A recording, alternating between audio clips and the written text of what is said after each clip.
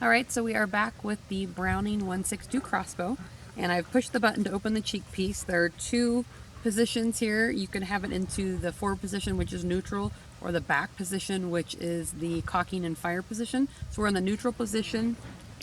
Unhooked these, I've pulled them out. I'm just going to show you one side. Obviously the other side is identical. And so you feed them in, run them all the way forward, and then pulling them together. You just want to hook them there so that they've actually grabbed the string, which is what you're after.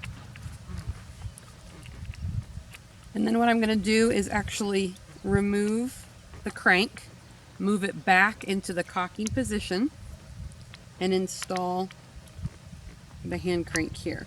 Now, as I start to crank this back in a counterclockwise position, you'll see it starts to draw the string back. And I'll lift it up here a little bit so you can see a little bit better. Now, you do have to exert about 17 pounds of pressure in order to crank this back. And as you go, if you need to kind of readjust to get a better grip on it, that's fine, whatever you need to do.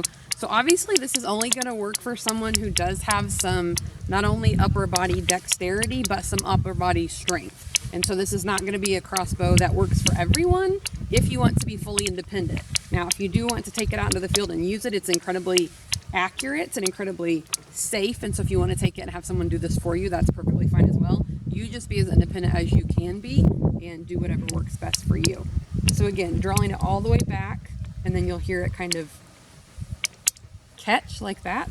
And then once it actually has caught, I'm going to set it here. Safety is on, obviously pointed down away from anyone like that.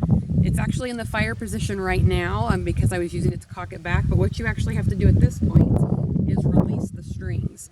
And in order to do that, you actually, in order to move it forward into the neutral position, you kind of need to hold on to the crank a little bit and give it a little, just kind of hold it a little bit as you release it. And then you're going to just slide that forward. And it's going to go right back into the neutral position. And then you just got to release it slowly, apply a little pressure in order to do that. And then that actually will release the strings here. So moving those back, release one side, release the other. They just flip right back out of the strings again. And then just for safety purposes, I'm actually going to remove the cocking device, move it back down here.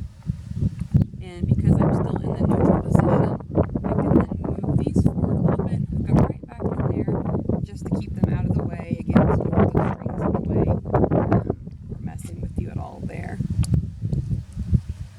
Okay, so again, safety is on. I'm now going to move it back to the fire cocking position, move the cheek plate back down and close it, reach down here and grab my arrow.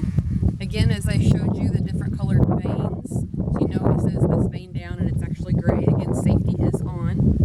I'm going to put it here, slide it all the way back in, and it's now locked in and ready to go. So I'm now going to check my target, beyond it, make sure everything is safe. Move it now, safety here into the safe position. Ready to go and fire. Again, very safe, very accurate. It is a little bit more difficult to use than maybe some other crossbows, but if you have good dexterity in your hands, if you have good upper body strength, you'd be able to do it independently.